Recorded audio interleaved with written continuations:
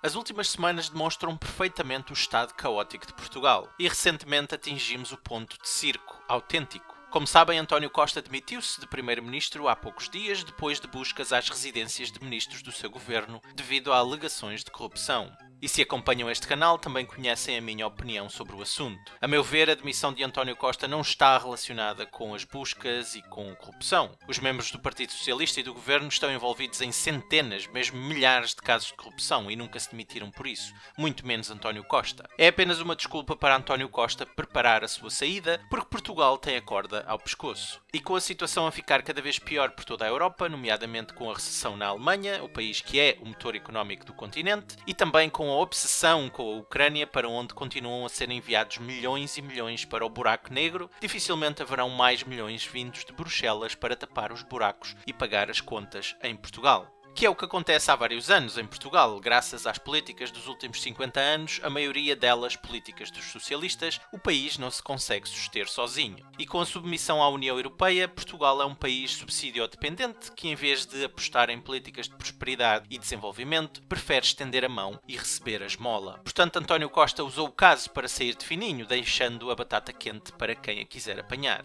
E se calhar vale a pena referir que Marcelo Rebelo de Sousa dizia que António Costa estava a preparar a sua saída em 2023. Marcelo Rebelo de Sousa disse isto em 2021. Ou Marcelo Rebelo de Sousa é vidente, ou a política em Portugal é um puro teatro, onde tudo é planeado para entreter o rebanho que segue os noticiários na TV. Como Marcelo definitivamente não é vidente, é apenas um catavento que segue as modas, já sabem o que eu penso sobre o assunto. Posto isto, António Costa é o primeiro-ministro demissionário. E recentemente João Galamba, um dos visados nas buscas relacionadas com corrupção, demitiu-se da sua posição de ministro das Infraestruturas. Isto apesar de já estar demitido, dado que, com a demissão de António Costa, todo o governo foi demitido também e foram marcadas novas eleições para o próximo ano. E como não consigo resistir, tenho de fazer a pergunta: têm ideia de quem vai assumir a pasta das infraestruturas, que era antes assumida por João Galamba? A sério, façam um esforço e pensem quem é que vai assumir o Ministério das Infraestruturas. Dado que Portugal está na fase do circo, julgo que se calhar é fácil adivinhar.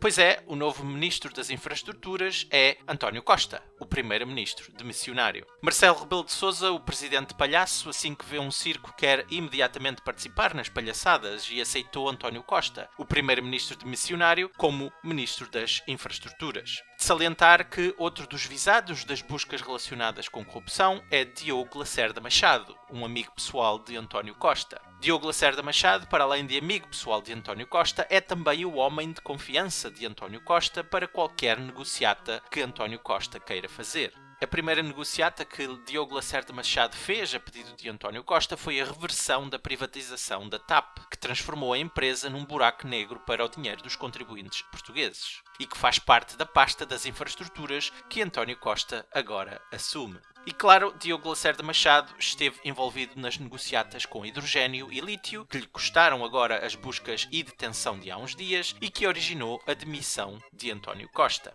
Fiz esta à parte apenas para dizer que onde está ou esteve Diogo Lacerda Machado, também está ou esteve António Costa. Os dois são inseparáveis, se me faço entender. Voltando à palhaçada, temos então um primeiro-ministro demissionário que assume o Ministério das Infraestruturas de um ministro demissionário que já estava demitido antes de se demitir. Mas afinal, António Costa demitiu-se sem razão, porque o Ministério Público confundiu quem aparecia nas escutas que resultaram nas buscas. E não era António Costa, o primeiro-ministro, era António Costa Silva, o ministro da Economia. Honestamente, nunca vi tal coisa. Se calhar já aconteceu em outro país, mas eu desconhecia que este circo podia fazer parte da política. Ainda que, agora que penso bem, dados os assuntos que cubro neste canal no que diz respeito à política portuguesa, se calhar não devia estar tão surpreso. Se não vejamos, tivemos as leis subjetivas.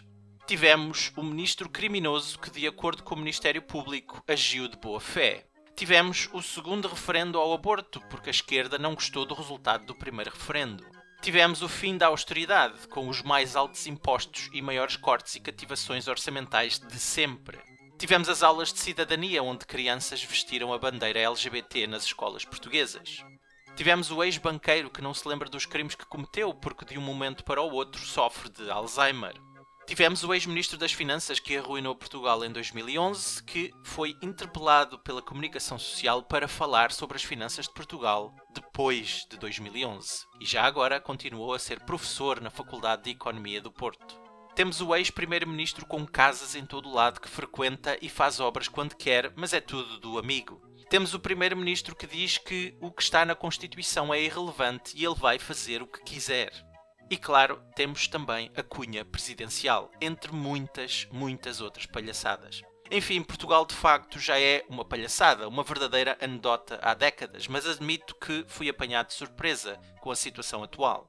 E por isso, como referi na primeira frase deste vídeo, Portugal é um circo autêntico. Este é o momento onde todos os portugueses que não se babam a ver os noticiários ou futebol na TV, ou seja, aqueles que ainda têm cérebro funcional, têm de dizer chega e tomar medidas para acabar com esta palhaçada que assola Portugal. Isto assumindo que querem um país funcional e não governado por autênticos palhaços que literalmente gozam connosco todos os dias. Este é o gesto que todos os portugueses de bem têm de fazer, dada a situação atual. E agora espero que, para além deste gesto, que demonstra frustração e vergonha pela situação deste país, façam algo para impedir que o circo continue. Se o circo continuar, o fim de Portugal está garantido.